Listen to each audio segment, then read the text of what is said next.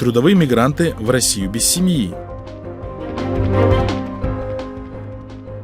Плюс $5. В Таджикистане повысили пенсию. Таджикистан подписал меморандум с Израилем.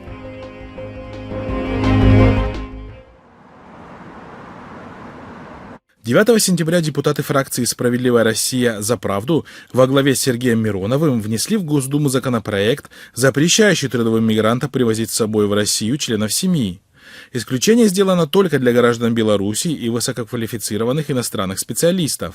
Они приехали, сделали свое дело и уехали без семей, без нагрузки на социальную сферу, в том числе медицинскую. По мнению депутатов, пребывание в стране семей трудовых мигрантов приводит к значительной нагрузке на социальную инфраструктуру государства, в том числе на образовательные учреждения и систему здравоохранения. При этом доходы бюджетов от патентов мигрантов не компенсируют расходы на содержание неработающих членов семей, что делает данную модель миграционной политики экономически невыгодной, говорится в пояснительной записке к документу. С учетом происходящих сегодня в России процессов, сомнений в том, что данный закон будет принят, даже не возникает. А вам есть разница, какой национальности у вас будет врач? Да, я люблю русских врачей. А почему вы ко мне записались? Потому что это была жизнь свободная. И чем не устроил вас прием? Потому что, блядь, вы не русские. Однако многие экономисты опровергают утверждение о том, что семьи мигрантов несут лишь нагрузку на инфраструктуру. Так, например, доцент Уральского федерального университета Виктория Корецкая-Гармаш в своей научной работе «Использование труда мигрантов. Угроза или преимущество для развития российской экономики» доказывает, что трудовая миграция приносит также и немалые выгоды. Трудовые мигранты, переезжая с семьями, вносят значительный вклад в российскую экономику через налоги и потребление. К аналогичным выводам пришли и экономисты дальневосточных подразделений Российского Центрального банка Мария Кудаева и Иван Аредозубов. Мигранты в целом положительно влияют на экономическую активность и ВВП, считают они. Сейчас узбеки поехали в Англию. Почему? Задумайтесь над этим. Вы чего хотите? Чтобы они туда поехали? Люди, знающие русский язык, а кто к нам приедет? В общем, учитывая выбывание из экономики миллионов трудоспособных граждан в связи с военными потерями и релокацией, без трудовых мигрантов российская экономика окажется в тяжелой ситуации. Давайте открыто правде в глаза смотреть. Мигрант сегодня работает на 50% больше россиянина и получает на 30% меньше. То есть давайте примем решение, без мигрантов будем работать.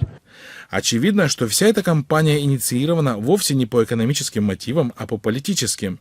Ведь сегодня в России в условиях войны нужно поддерживать национал-патриотическую эйфорию, и топливом для нее были избраны трудовые мигранты. Таким образом, даже во вред собственной экономики Кремль травит трудовых мигрантов для поддержания боевого духа у своего населения. Чиновники же, непосредственно ответственные за экономику страны, вынуждены очень несмело выражать протест против антимигрантской истерии.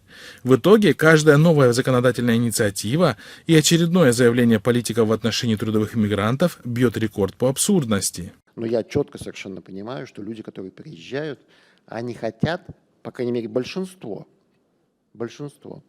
они хотят здесь жить вместо нас. Так, например, одно из последних громких заявлений главного идеолога русского мира Александра Дугина шокировало всех. По его мнению, все трудовые мигранты из Центральной Азии должны принять христианство и стать русскими, чтобы оставаться в России. Православный таджик-азербайджанец, узбек, воюющий за Россию, больше не мигрант, а русский. А не воюющий пошел вон, написал философ.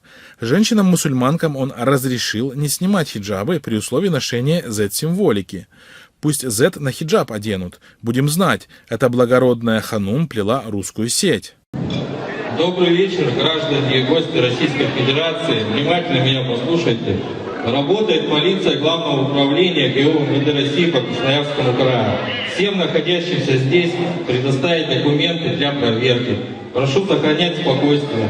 Обращаю ваше внимание, что в случае неповиновения или оказания сопротивления может быть привлечены к административной или уголовной ответственности. Спасибо за внимание. С 1 сентября 2025 года пенсии в Таджикистане увеличились на 10%. В стране существует 3 вида пенсий – трудовая пенсия, страховая пенсия и социальная пенсия. До вступления в силу закона о повышении пенсий их средний размер был следующим. Трудовая пенсия – 446,88 самани, страховая пенсия – 363,98 самани, социальная пенсия – 262,64 самани.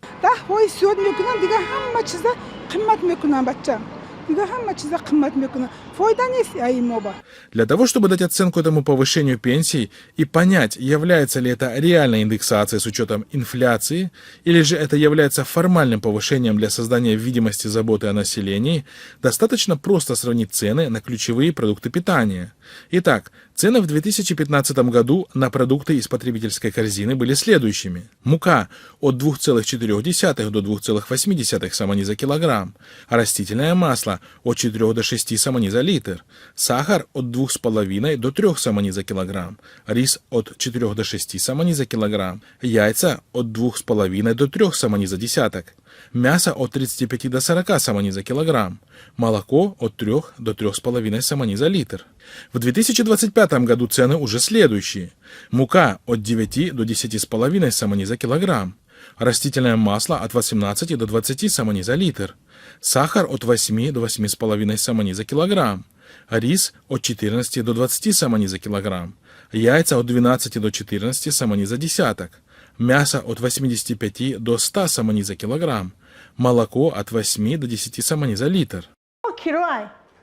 در من 24 سال استاژ کاری دارم و 28 سال کار کردم در همین چیسله در همین ساعت هازی من کار کردم سریتم پیر و گروپ من خریدار کردم نمیتونم خریداری کردم نمیشه.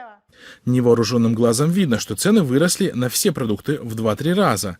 И такими мизерными увеличениями пенсий на $5, очевидно, ситуацию не исправить. На такую пенсию невозможно прожить, тем более пожилому человеку с учетом расходов на дорогостоящие медикаменты, которые в Таджикистане пенсионерам приходится покупать за свой счет.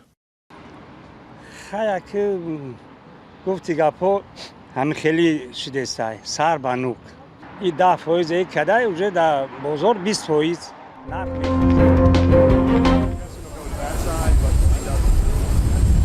Израиль и Таджикистан подписали меморандум о взаимопонимании в целях развития туризма и инвестиций. Об этом сообщает Яни Шафак со ссылкой на израильские СМИ. В ходе визита в Душанбе министр туризма Израиля Хаим Кац и председатель Комитета по развитию туризма Таджикистана Джамшед Джумахонзада подписали меморандум о взаимопонимании между двумя странами, нацеленный на развитие экономических связей и сотрудничества в сфере туризма. Соглашение подписано в рамках форума ООН по инвестициям в туризм, организованного по инициативе правительства Таджикистан при содействии Всемирной туристской организации. Сообщается также, что на форуме израильская делегация представила так называемую израильскую модель стимулирования инвестиций в туризм. Напомним, что уже в течение почти 2 лет продолжается очередной, но непревзойденный по масштабам и количеству жертв виток геноцида в отношении мусульман Палестины. За это время израильскими вооруженными силами при полной поддержке стран Запада убито не меньше 80 тысяч мирных жителей, около 150 тысяч мирных жителей получили серьезные ранения, а более 88% зданий на территории сектора были разрушены в результате сброса на них 125 тысяч тонн взрывчатки.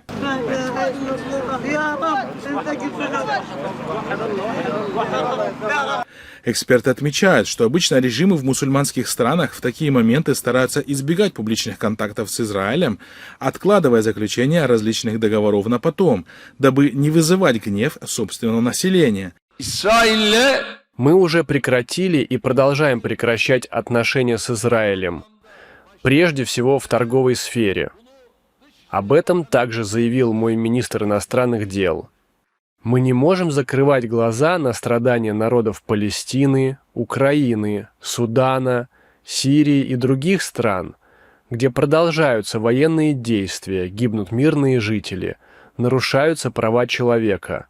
Ведь любой договор с оккупационным образованием означает не только поддержку массового убийцы единоверцев, но и косвенное признание государства, которое целиком расположено на землях мусульман. Однако, судя по всему, правительство Таджикистана такие мелочи, как мнение собственного народа, не особо интересуют. يبدو أن يكون هناك بلاطات تحفيرية وقصف المبنى بالكامل.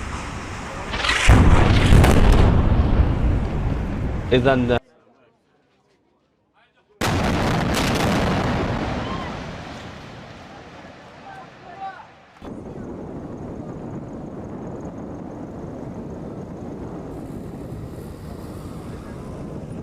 ايش اللي صار يا حاج؟ ايش اللي صار؟